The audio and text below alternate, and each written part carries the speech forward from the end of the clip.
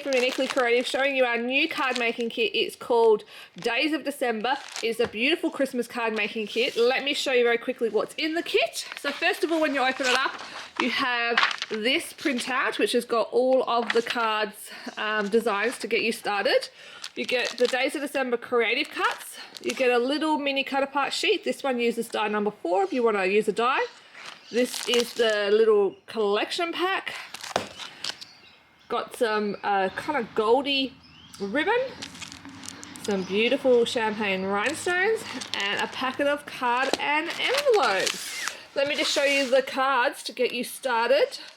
So these are the 6 card designs. More of a traditional Christmas card making kit, this one.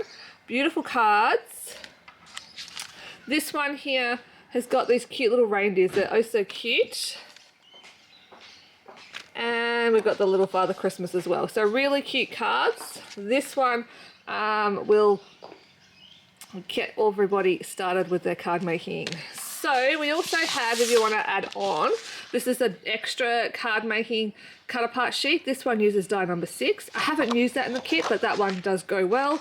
Or you can add another whole one of these sheets on, which is the Days of December mini, which uses die number 4.